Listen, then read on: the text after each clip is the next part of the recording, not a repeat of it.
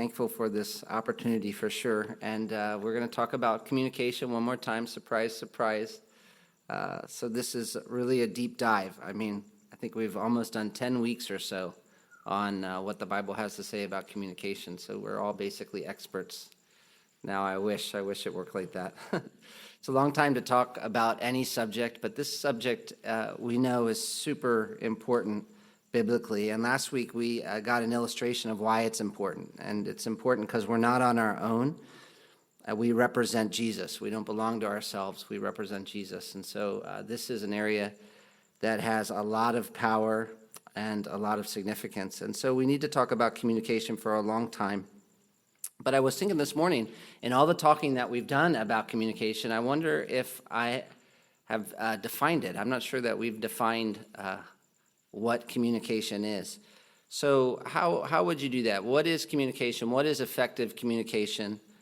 What is involved in communicating? How would you define it if you had to define it?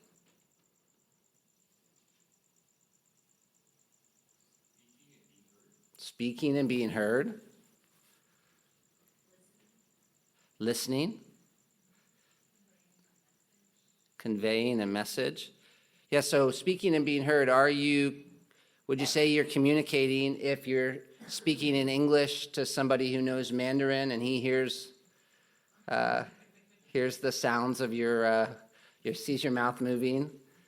So when we think about communication, it involves speaking and being heard, but we would probably take it a step further than that, right? Especially communicating effectively. Transfer of thought or idea, information. Yeah, so there's a thought in your head and you want to try to get it into somebody else's head in a way that they understand what you meant. Here's a couple definitions I found. One definition is the word communication comes from the Latin word communis, or common. When people communicate, they come to have something in common. They share meaning. They both understand what is being said in the same way. Another definition, the process by which thoughts and information are exchanged between individuals and groups through systems of language, sign or signals, gestures, and behavior in general. And so what stands out from those definitions? You probably heard sharing meaning. So we're communicating when both you and I share meaning, when we understand what's being said the same way. The one was longer, exchanging thoughts through systems of language, signs or signals, gestures and behaviors. If we were to break that down a little more specifically, we would say when someone wants to communicate, they have a message, they want the other person to understand. If that's going to happen, the person communicating has to identify words or gestures that he believes mean something, and he chooses those words or gestures to share with someone else.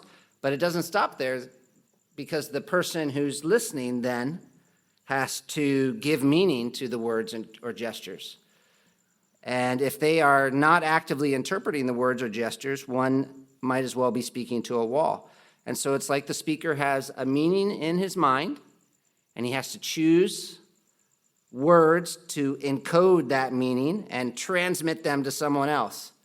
And the words or the gestures are like the vehicle that he's putting the message in to take to someone else, and the person receiving that message has to then decode that message in their heads, like open the door and let the meaning out so they can understand what was originally in the speaker's mind. And so that's what we're doing when we communicate, and it's really, really hard. It's really hard. People are always saying something, and other people are just as frequently hearing something different. I may have told you about the professor who said, if communication can fail, it will fail. If communication cannot fail, it still most usually fails. If communication seems to succeed in the intended way, there's a misunderstanding. If a message can be interpreted several ways, it will be interpreted in a manner that maximizes the damage. There's always someone who knows better than you what you meant by your message. The more we communicate, the worse communication succeeds. That's one of the blessings of living overseas, is that you just realize after a while, when you think you got your message across, you'd wait for it, that people didn't understand what you were saying. And so you just learn that you have to be really patient and work hard. The trick sometimes when you live where people speak the same language is you think it's easier. And often it's not really much easier, actually.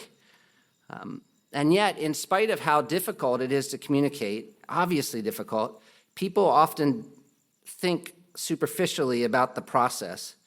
As one man says, we take communication for granted. Communication largely happens unconsciously, like the shining of the sun or the plumbing system in our home or the circulation of blood in our body. We don't even notice such vital systems until they break down. And so I want to talk tonight just about one part of the communication system that I think we often overlook and actually makes getting your message across difficult and creates lots of problems, I think, without us even realizing it, and that is nonverbal communication.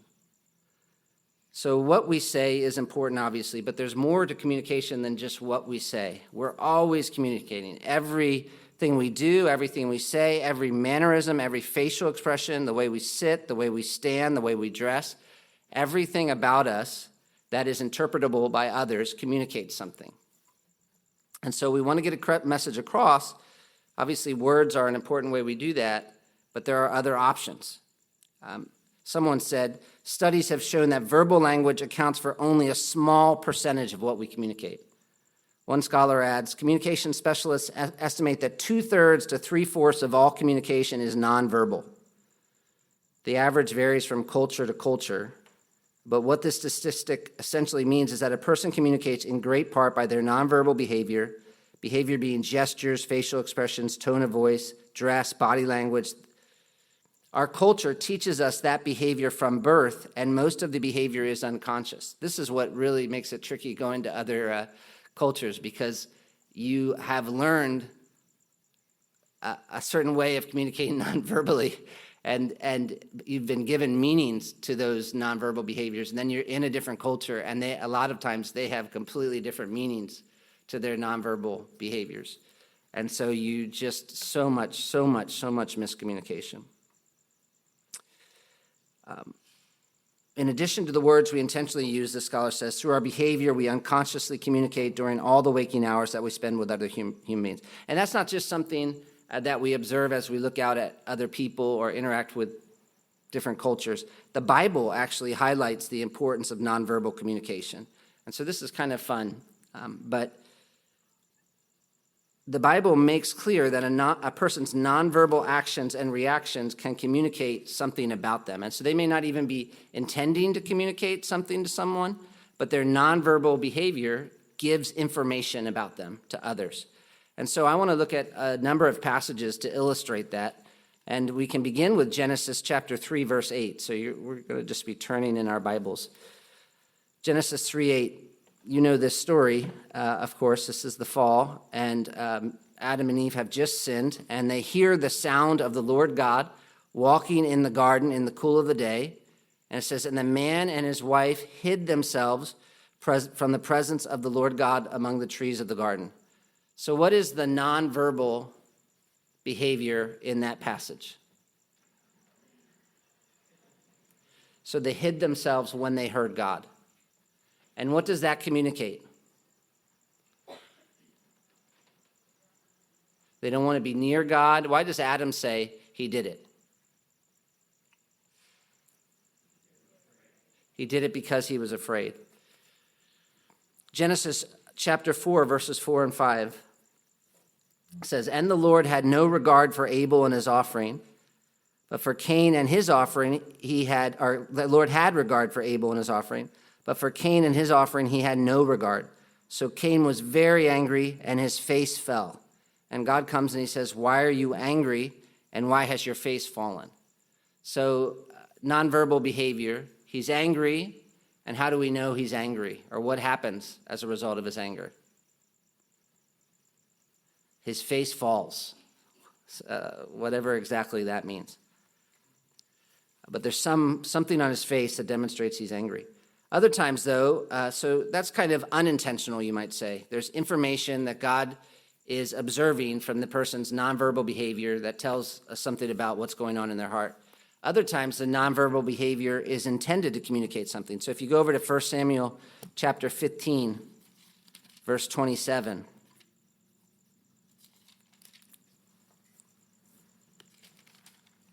1 Samuel 15:27. This is Samuel's just told Saul he's rejected, because he's rejected God's word. The Lord has rejected him as king. And Samuel turns to go, and verse 27 says, as Samuel turned to go away, Saul seized the skirt of his robe, and it tore. And so Saul is wanting to communicate something there. He's wanting to communicate to Samuel, don't go, don't just leave me like this. And to communicate that, he grabs the skirt of his robe, and that was intentional. So once you start looking for nonverbal communication like that, whether it's intentional or whether we're just learning information from people's nonverbal behavior, you will start to find so many different examples in the Bible. It's like it's everywhere, actually. And so let me show you some. Part of why I'm doing this is because I think that we minimize nonverbal behavior, nonverbal communication, and actually to our own detriment. So I just want to show you that this is something that the Bible just assumes is a powerful way to communicate. Genesis 32:6. Esau's coming to meet Jacob with 400 men. And that communicated something to Jacob. And actually, it was not what Esau was intending to communicate. But it says, verse 7, then Jacob was greatly afraid and distressed, and he actually took action as a result of that. Genesis 37:3 is the story of Jacob and Joseph, and Joseph gives Jacob a unique coat. And what was the result of that nonverbal behavior? His brothers became jealous, and it ended up really splitting the family apart. Genesis 39:7 is the story of Joseph and Potiphar's wife. And it says, now Joseph was handsome in form and appearance, and after a time his master's wife cast her eyes on Joseph. And actually it says she raised her eyes to Joseph.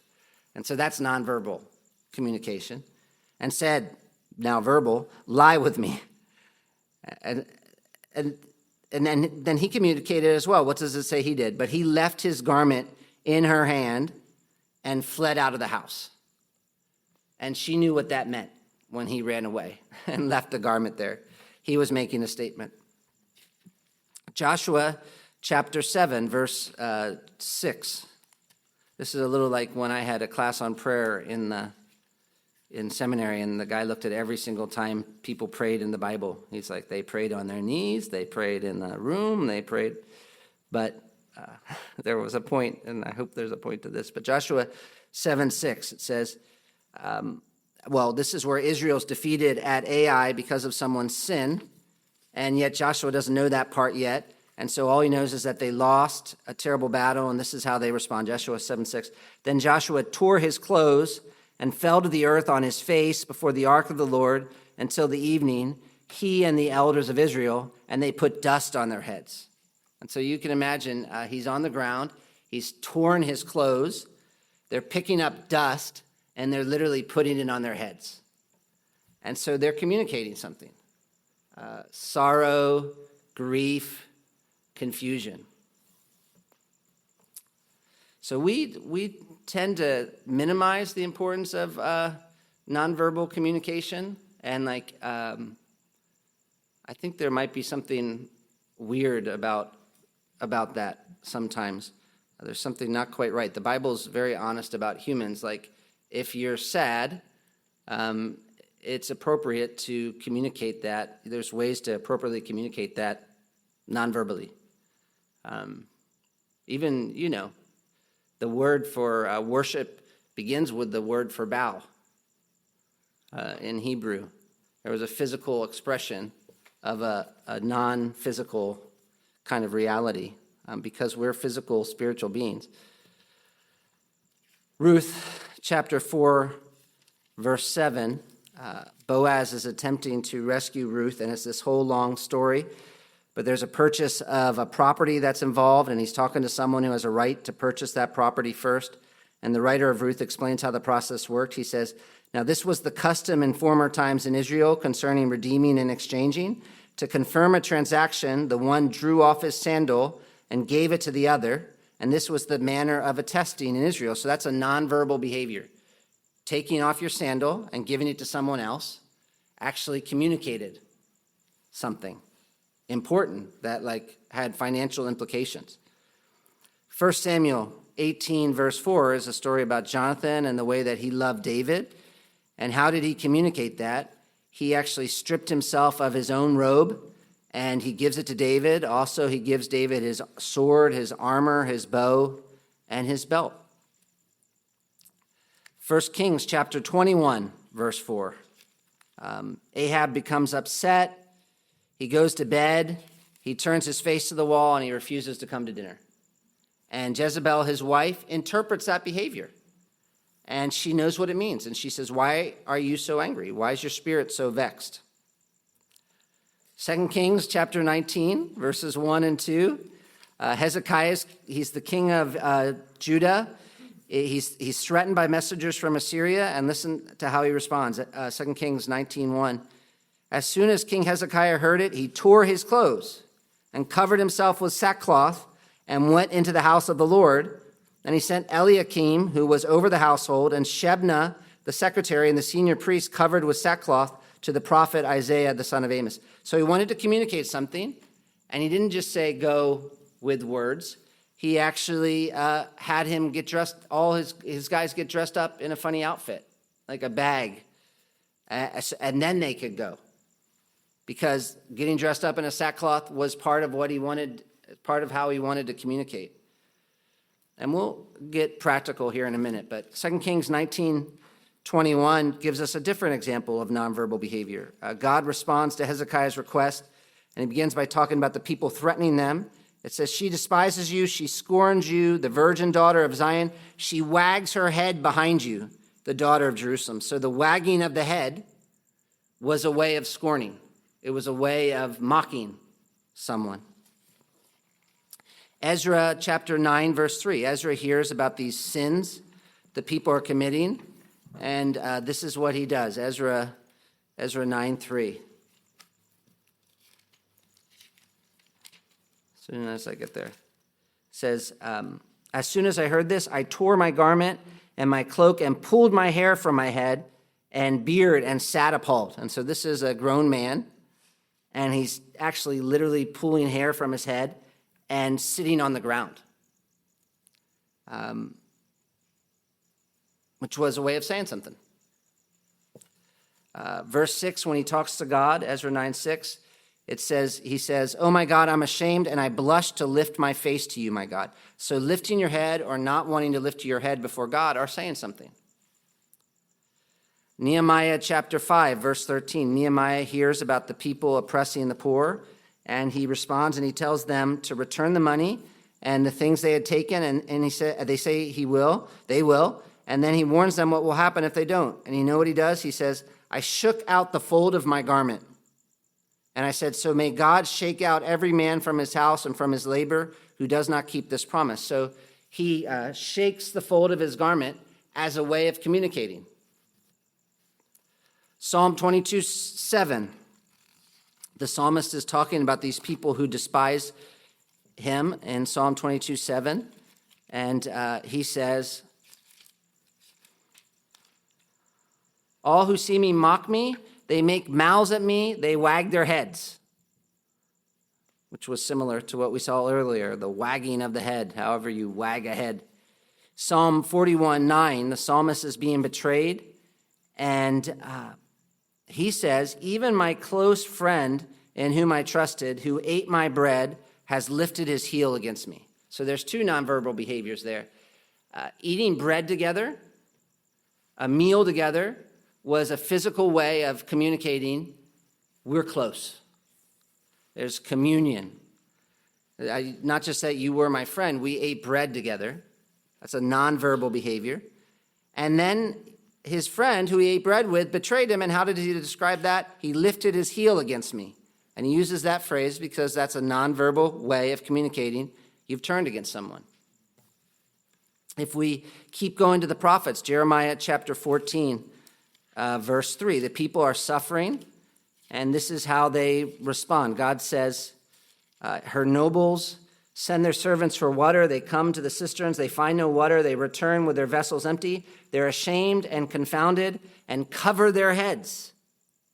So covering their heads was a way of communicating shame and frustration.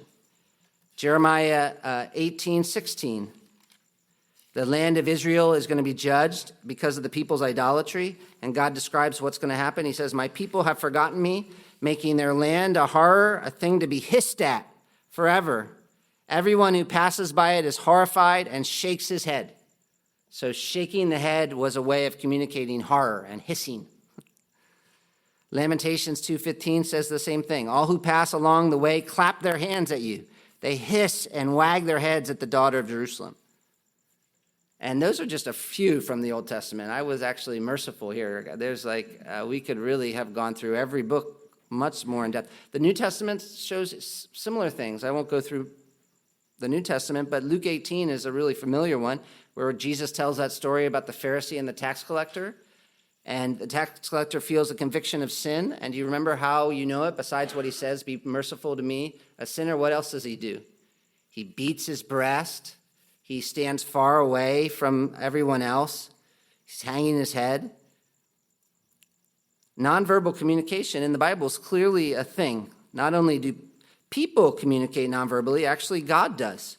Romans 1:20 tells us, for his invisible attributes, namely his eternal power and divine nature, have been clearly perceived ever since the creation of the world in the things that have been made. So there are certain attributes of God that he loudly communicates through creation. And that's nonverbal. Psalm 19 actually talks about the heavens declaring the glory of God, and they're not actually literally talking. So nonverbal communication is definitely a thing we see in the Bible, and it's something that communicates a lot of different realities. So we saw fear being communicated nonverbally, sorrow, anger, shame, guilt, love, horror, pity, scorn, pride, conviction of sin, compassion, all can be communicated nonverbally. And it has an impact. It has an impact. Nonverbal behavior has an impact. Just like words have an impact, nonverbal behavior has an impact. Cain was rebuked for his nonverbal behavior. Joseph's brothers were jealous and sold him into slavery. Some of that had to do with their father's nonverbal behavior. God responds to Joshua's humbling himself the way he did by revealing why Israel had been punished, and on and on. When we think about communication, we probably wouldn't first think about how am I communicating nonverbally. But the Bible does talk about nonverbal communication, and as servants of Jesus who want to think about the way we communicate, we need to think about this area as well, because it definitely has an impact. Imagine, just for silly, because I can think of this because of Africa. In Africa, when you want to show honor to somebody, you don't look them in the eyes. So you would normally, if somebody's teaching you, now it's changing because cultures are merging with each other, but often people were trained, if somebody's teaching you something and you want to show them respect, you keep your head down like this. And so I grew up, my parents must have spent years trying to get me to look in people's eyes. And I would have been a good African because I did not like looking people in the eyes. But we would practice and, all this kind of stuff.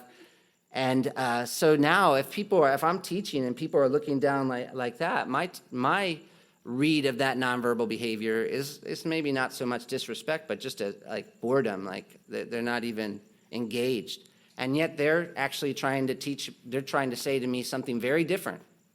But if I interpret it wrong, poorly, then I'm tempted to respond and to treat people maybe like, hey guys, that would be very wrong if I was like that. But hey guys, what's going on? So nonverbal behavior really is something that we find in the Bible that has an impact. And so I want to just point out a couple things you need to know about the way you communicate nonverbally, and then think about what to do about it. So first thing to understand about nonverbal behavior is that it's continuous. So we can't help it. Sometimes we're doing it intentionally, but even when we're not, we need to realize we are always telling people something through our nonverbal behavior. With our eyes, with the expressions on our faces, by the way we dress, the way we sit or stand, by our body posture, what we do with our time, what we do with our money, what we laugh at, by our willingness to help or not help, the way we help. I remember when we first were newly married and Marta would ask me to do something, and I would sometimes do it with my shoulders hunched over, to go help her like this. And I would do it as a young 22-year-old. I thought, man, I'm really doing a good job because I'm actually doing it. But I was communicating the opposite of wanting to do it by nonverbally. Body posture. By the way we listen or don't listen, we're communicating. By our presence or absence, with tears, with our silence, withdrawal. So we need to recognize this is something that is going on all the time. We're communicating nonverbally, giving people information, and they're either interpreting it accurately or they're not interpreting it accurately. And if verbal communication is hard, nonverbal is even harder. A second thing, it's continuous. The second thing we need to realize about it, and I've kind of said this already, but it's powerful. It's powerful. And sometimes it's more powerful than our verbal communication, actually. God proved his love how? Not only by telling us, but by delivering his son up for us all. And we look back to the cross that needed to be explained verbally, but that act gives us confidence as we look at it that God does love us and he's going to give us everything he promised to us. Titus 1:16 says, with their lips people profess to know God, but with their lives they deny it. So verbally, what they're saying is fine, but their nonverbal behavior actually overwhelms their verbal behavior. They deny it with their lives, and so their lips, what they say, is meaningless. James 2, lack of works is powerful evidence that people don't have faith, even though they say they do. 1 Timothy 5:8, the man who doesn't provide for his household has denied the faith and is worse than an unbeliever. Even though he may be accurate doctrinally, his failure, his nonverbal behavior, the failure to care for his family proves that he doesn't really believe what he says he believes. So sometimes nonverbal communication is actually more powerful than verbal communication. Sometimes it overpowers our verbal communication. So I read an article. A husband says to his wife, I love you. So he says with his mouth, I love you. And what does that mean? If you look it up in the dictionary, he's expressing affection. He is saying that he cherishes his wife, that he's attracted to his wife. So he says, I love you. We know what I love you means. But the wife responds coldly. And she says, I can't stand you. And she stamps out of the room, slamming the door behind her. And you think, how's that possible? I look up I love you in the dictionary, and she responds like that. What a terrible woman. Well, let me add a few details. The man has just returned home. He smells like alcohol. He looks angry. He sits down without a word, crosses his legs tightly, and starts reading the paper. His wife asks him how his day went. He answers with a grunt. She says, I want a divorce. He says, where's dinner? She says, I'm serious. I've had enough of you. I treat you well and you treat me like a servant. I don't like you anymore. The man looks up from his distractions. There's a look of incomprehension on his face. He needs his wife. He's obviously afraid now. He doesn't want her to leave. Give me one reason why I shouldn't walk out of here tonight, she demands. Perspiration has appeared on his upper lip. He avoids her stare. His eyes dart around the room as if searching for an answer. Then he clears his throat and says with a grin, I love you? It's powerful. nonverbal communication. And sometimes it can overwhelm what we say verbally. Often nonverbal communication says more about what's going on the inside than even our verbal communication. So John puts his hand on his head when he's stressed. Ralph pulls out his ear and rubs the back of his neck when he's being criticized. Our nonverbal behavior often reveals what's going on inside. And sometimes we might say, no, I'm not worried, and yet people can look at us, and it's clear from our nonverbal behavior that we actually are worried. Nonverbal behavior often helps me with myself, because I'm like, I'm not thinking worried thoughts, but my stomach is all in a knot. So I'm like, I think I might be worried. I got to evaluate that a little more. And because we often communicate what's going on internally through our nonverbal communication, people often believe what you communicate nonverbally more than what you communicate verbally. So say a husband is late for a date, and his wife says, that's all right, I'm not angry. Yet when he goes to hug her, she pulls back from him and refuses his touch, and her face is set and unsmiling. Does the husband believe her words or her actions? It's kind of obvious that if he has any sympathy, he probably will believe her actions. Which makes the third principle especially important to understand, and that's the fact that our nonverbal communication is often misunderstood. So if we have a trouble communicating verbally and interpreting what people are saying to us verbally, we probably have even bigger problems interpreting what they're saying to us nonverbally. And there's a lot of illustrations of that. Jesus is sleeping on the boat, and what do his disciples think that nonverbal behavior means? They're like, don't you care? He's like, no, you guys don't have any faith. Martha's busy in the kitchen. She comes to Jesus, and he's not telling Mary to go help. And so she thinks, Jesus, what's the problem here? Don't you care that I'm having to work so hard in the kitchen? And he's like, no, that's not actually the issue. Jesus doesn't immediately come to Bethany when Lazarus needs his help. And Martha misunderstands that nonverbal communication. God not immediately punishing sin is often misunderstood. People are like, well, he must not care about sin. Hannah, she's in praying, and Eli's like, are you drunk? And it's actually, he just hadn't seen somebody urgently pray in a long time.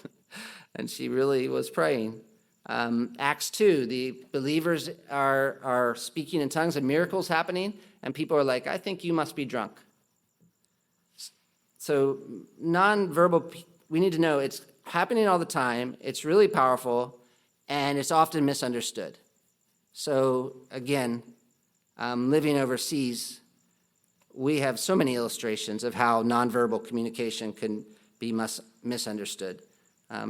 How people listened, how people show respect. But it's not just cross-cultural. I think sometimes cross-cultural is easier because you're like, I know I can't understand. So I'm just gonna wait and gather information. But when you're in a similar culture, if you're in a similar culture, a lot of times you think you know more than you actually know. One of the things that was harder, I often say was harder in South Africa, was there's the Afrikaans culture, and then there's like the African culture. And Afrikaans are like Dutch. Basically, their ancestors are Dutch, and they speak Afrikaans. And so when I moved to South Africa, the Afrikaans, I assumed their culture was closer to mine. And yet it was harder because it took me longer to understand the Afrikaans culture than it did the African culture, because the Afrikaans culture was just a step different than mine. And so I kept just missing the beat because it was close, but not quite. And so we don't just have different cultures here, we also have different family cultures. The funny story, That's cross-cultural, I suppose. But the funny story where Matt was looking at that dad on that show, and he was saying, that dad's so tender, and I was looking at that dad and saying, that guy has to be the hardest guy I've ever seen. Resting faces, though, are hard to interpret, right? Like, I remember one time before I preached, a guy came up to me in Arkansas, and he's like, just so you know, I have a really angry-looking resting face. But I am not angry. I just am so happy to hear you preach. But just so you know, I thought, that's nice. Thank you for letting me know. Sometimes bored or angry can be hard. I often will ask, a couple of my girls have it almost looks like bored faces sometimes. And yet I'll ask them, are you bored? They're like, no, I'm not bored. I'm so happy. One of my daughters, she doesn't communicate much. When she would get a present at Christmas, she'd be like, yeah, thanks. And I was like, wow, that was a big present, you know? And she would be so happy. She was really so happy, but she just didn't have much of her face didn't show much of that kind of happiness. And so we had to work. I said, well, you know, we need to work on this. When people give you presents, if they see you like that, they're probably going to think she doesn't really care. And so she's like, that was kind of an awkward conversation to work through, but we tried to work through how do we show, at least know that about yourself, so that you can understand why people might be confused. They did most of us don't know very well. Like they did a study where they had people try to act out different moods on videotape. So they'd say, be angry. Show me what it looks like when you're angry. Show me what it looks like when you're afraid. Show me what it looks like when you're happy. Show me what it looks like when you're sad. And then they let the people doing that watch the videos, the best ones. And they said, this is what I look like when I'm in one of these moods. That's me. That's when I'm angry. That's the one. That's right. And then they played the videotapes to big groups to figure out if the people watching would be able to see what the people were feeling accurately. And you know, they only got about 2 out of the 6 right. And they had one girl who, no matter what mood she tried to portray, every single time people said she was angry. So imagine how that would impact her life. If every mood, she didn't know she was nonverbally communicating to people. They were interpreting her, this girl is so angry, and she's like really sad or afraid. So those are 4 principles to know about nonverbal behavior. What difference should it make? First of all, I think one practical difference is we should be a little self-aware. So each of us needs to try to learn how we're communicating nonverbally to others. And to do that, it helps to have big ears. Like really try to pay attention. If people seem stressed out around you, it might be that you're nonverbally communicating something. If people continually are bringing up like certain things, it might be because and you don't know why they're bringing them up. It might be because you're communicating something nonverbally. It's difficult to be self-aware when it comes to nonverbal behavior because people often don't tell us, and because we're pretty self-confident. So we're like, I'm really great. I'm great at nonverbal. Everybody knows I'm a nice guy. Everybody can tell that, of course, they can tell I'm happy. Why would anybody not think I'm happy? Proverbs 16:2 says, all the ways of a man are clean in his own eyes, and especially nonverbal. We're definitely sure that we're not miscommunicating that way. And so we should make a commitment, I think, to being humble and admitting we don't always know how we're communicating. So if somebody says something to me, I need to take it seriously. If somebody says, Pastor, you are intimidating. To me, that's always so funny because I'm like, how can I be intimidating? I can't even think of a way that I can be intimidating. But if somebody says that to me, I need to take that seriously. They might be telling me something about themselves, actually, and that's fine, but at least now I know something about the way people like that can read me. And I'm like, okay, there are people out there that can think that I'm intimidating or something like that. I haven't been told that too many times, but Be careful, though, not to always think it's just them, because we are good at deceiving ourselves. And we say one thing sometimes when inside it's different. And sometimes we don't always fully know. Like I remember somebody asking me, "Did that bother you?" And at the time, I was like, "No, I don't think that bothered me. I'm really fine." And then about 3 months later, I was like, "I think that bothered me. Like, I think that I wasn't very self-aware in that moment. That it actually impacted me more than I realized at the moment. I wouldn't have thought at that moment that it did, but we just don't know ourselves always as well and are not always processing as quickly. And so we should be humble and then also just open to help. We lie to others sometimes, we lie to ourselves. Proverbs 16:24 says, "Whoever hates disguises himself with his lips and harbors deceit in his heart. When he speaks graciously, believe him not." So we hide from others, we hide from ourselves. Sometimes we're angry and we're like, "No, I'm not." Sometimes we're worried and we're like, "No, I'm not." And so somebody brings up something about your nonverbal behavior. They may be wrong. They may be right. If you're going to be self-aware, realize you don't always know what you're communicating nonverbally. Listen to others and be humble enough to take seriously what they say. And even go a step further, because you don't have to wait, ask for help. And it's good to try to do this in families. You can ask, "What's my resting face look like? How do I come across?" My dad had a very serious look, and I was a wimpy kid, so I did not like people yelling or looking serious. My brother, when he played sports, if the coach yelled, he would play harder. If the coach yelled when I played sports, I would just go home. I couldn't, obviously, but I would want to. So my dad had a very serious face, and I used to think he was upset about something when he wasn't.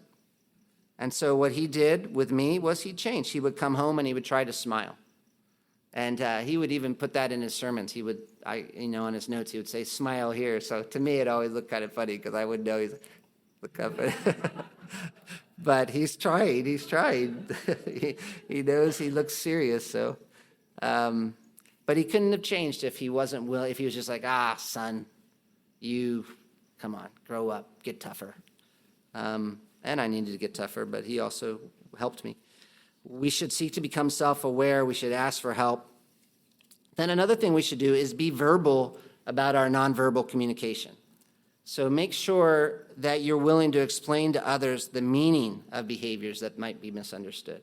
This is why those of you who aren't big talkers, sometimes you make life more difficult for yourself because people are always interpreting.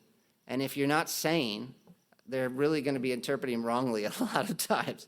And so you can really help yourself just by getting, like, if you love them, let them know you love them. If you're doing something and you're not angry and you know that sometimes you look angry, tell them that you're not angry. God explains his nonverbal behavior for us. He tells us the purpose of trials. He does this. So we should be careful from assuming that others understand. And you know what? If they think something communicates something, we can explain and, if necessary, change. We don't have to defend a certain way of looking if that's difficult for them. You know, we were reading yesterday in our devotions, Paul's like, "To the Jews I became like a Jew." To the, I can smile a lot if that was a culture that was really helpful. If I go to a different culture and non-verbally, some actions communicate something in that culture, I would have to give up. I would have to try as best as I could to change. If looking directly into people's eyes in a certain culture communicated disrespect, then I would need to learn to look down in that culture to help them. I mean, that's all kinds of stuff. I don't need to insist on my own way of nonverbal communication. Because it's not about me, it's about Christ. And that sounds so simple, but sometimes it's hard to do because it really feels right to you. Like, what's wrong with these people? Why, this is what you should do when you are like this. But if it's not communicating what you want it to communicate, then really, what good is it doing you? Because nonverbal communication is significant and difficult, third, not only should we explain what we're doing, we need to refrain from jumping to conclusions about behaviors of other people that we might be inclined to interpret in a negative way. And then ask for clarification in a calm, non-threatening, and non-accusatory way. So you don't want to make the same mistake as Eli. He was sure he knew why Hannah was doing what she was doing, and he was totally wrong. And Jacob was wrong with Esau. So what we should do, if it's communicating something significant to us, and it's becoming a pattern that we're thinking about, and especially if it's impacting the way we're responding, before we just decide this is what it means, we should ask. Like, I notice, to me, this might surprise you, but it looks like you're not happy. And I wonder, are you experiencing joy? And the person's like, oh my goodness, I'm so happy. I'm experiencing a lot of joy right now. And then what do I have to do? I have to say, well, I can't see inside their heart. I'm going to trust that they're telling me the truth. And that's great. I guess I just not really that good at reading that person's face. They probably eventually should learn that, okay, just sitting there like this doesn't communicate to a lot of people, in this culture at least, joy, so maybe just give a little smile once in a while, and then people can then know. But that's not my responsibility. That's their responsibility. Now, if you're in a marriage relationship, you probably, especially if you're a husband, you're going to want to just change for your wife's good, and pray that God helps you. Sometimes recognize that how we interpret nonverbal behavior says more about us than it does the other person, especially if we're a little insecure. And insecure is not a great word, but someone who isn't confident about God's love, what happens is they often read people's nonverbal behavior as a kind of attack or criticism, and then exaggerate what they're doing. And it can create conflicts and isolation where it doesn't need to. A lot of times when we're really self-focused and we like kind of proud, then we are since we're like the center of the story, like we're constantly so focused on what people, we're like hyper-focused on the way people are treating us and interpreting, and usually get really, really, really weird. But when you don't have to be the center of the story, you're not that important, then a lot of times you're not paying quite as much attention or doing so much interpreting. Though sometimes, the opposite's true. Like some people are really, really loving, and they really, really are paying attention to how people are non-verbally communicating because they care so much. And they just have to be careful. That's a really good quality that a lot of us could learn from, to actually notice nonverbal behavior. But maybe that person just needs to remember that just because you communicate something nonverbally doesn't mean that's what everybody else means by that nonverbal behavior. And so your heart might be right, like you really love them and you're paying attention, but you probably want to just be careful not to assume that you always know what the nonverbal behavior actually means. Sometimes when people are so loving to you and they think that you're like really bothered or something, and you're like, and they're really trying to be concerned, and you're like, oh man, I don't know what I'm doing that's making you feel bothered. Like I'm bothered because I'm just so happy right now. But they're just so hyper loving that they like, I don't know, they're really paying it. You don't even know exactly what you're communicating nonverbally. Fourth, we need to make sure, fifth, I don't know what we're right now. We need to learn not to make mountains out of molehills and to refrain from making everything a gigantic issue, especially in reference to nonverbal behavior that we're tempted to interpret negatively. So we should remember we might be misunderstanding. We should refrain from personalizing everything the other person does and thinking of every undesirable behavior as saying something about us. You know the person who comes to church and they're so sure that somebody looked at them angrily and that other person wasn't thinking about them at all. Like they just had a bad breakfast or something, a stomach ache, but that person's like walking through so focused on themselves that everybody's look means something. That was really helped me overcome fear of man with teaching, was when I realized most people don't care that much about me. So I used to be so scared of coming up and talking, because I thought, oh man, people are going to be thinking about this for so long if I mess up. And then I realized, no, most people will just go home. They'll be like, he was goofy, and then they don't care they'll be moving on to something totally different. I'm not that important for them to think about for very long. So what often happens is someone looks a certain way, does something, then the other person sees, interprets what they're doing, and they start feeling certain things, making certain plans, and then they react. But what needs to happen is when we interpret what somebody's doing and it starts to bother us, we need to pray and ask God, what do you want me to do here? And then two, we should ask for clarification before we respond. And then another thing we can do, because nonverbal behavior is so important, is practice. So try to become better at nonverbal communication. So you might just talk with your family and say, is there anything I communicate with my eyes that may hinder our relationship? Is there anything I communicate by my body posture? Is there anything I communicate with what I do with my time? Is there anything I communicate with what I laugh at or how I laugh? There's somebody I know that whenever he tells jokes, he just has a very condescending way of telling jokes. And his laugh is very tempting to think that he's not laughing with you, but he's laughing at you. And yes, he could do a little better listening when somebody tells him that. But that's a harder one for him to process. But by what I do with my arms or my hands, by my presence, just ask for your family.